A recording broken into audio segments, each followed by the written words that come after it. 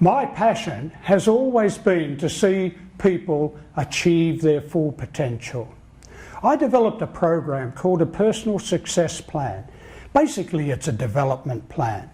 But way too many leaders don't work on developing themselves, let alone their team.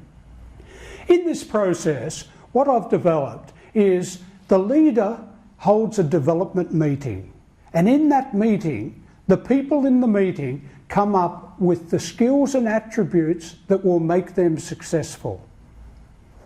And then the team selects some person who excels in one of those skills or attributes. Let's say they picked 10 skills and attributes, and the first one they picked was attitude. And they have a chat and say, who has got the best attitude in this team? And they decide that Graham has. And they say, Graham, you have got a fantastic attitude. You're always fired up. You're always pumped up.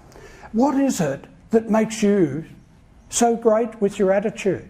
And the leader questions Graham and digs down. And you say, Graham, fantastic. The team has selected you as a 10 in attitude.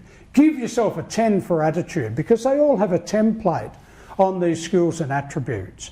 So Graham gives himself a 10 for attitude, and then he tells the team how he works on himself to create that great attitude.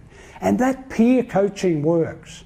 Quite often, they won't listen to you, but they'll listen to their peers.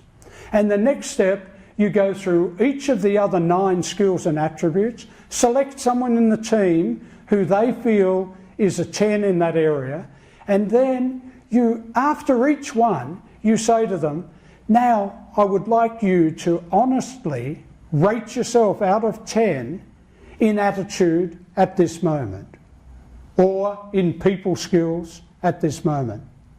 Honestly rate yourself. Confidentially, you don't have to show anyone this. So we go through the 10 skills and attributes. You're getting a peer selected as excelling in that area. They give themselves a 10, then everyone else rates themselves in that area. And then you say to them, in my role as a leader, I want to work with you on one skill or attribute that you select to work on every month. Incremental improvement, continuous incremental improvement makes an amazing difference. And they will pick this up very well, because they feel that only a 10% improvement, wow, that's easy to achieve. But imagine month on month, if they're improving one skill or attribute that they have selected that will make them excel in the role, imagine how their performance will improve. I've done this with all of the teams that I coached, and I've done it in lots of businesses. And it's absolutely amazing once you get everyone on that same page of developing themselves in one area every month, and then you inculcate it through other areas in your business, and you inculcate it through the whole business. But the process is very important. The process of the team selecting the skills and attributes, because they need to buy into it.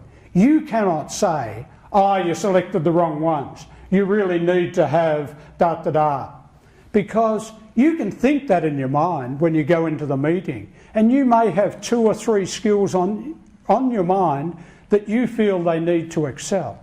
That's where your skill as a leader and a facilitator comes in. You have to guide them to come up with those skills and attributes that you feel are no-brainers that they need in the role. Quite often they'll come up with them. If they don't, you plant some seeds and get them to think about those areas. You cannot say, oh no, that one's not important, you need mine in there. And once I've selected the 10 skills or attributes, you go through the process of selecting one of their peers, in the peer group that is a 10.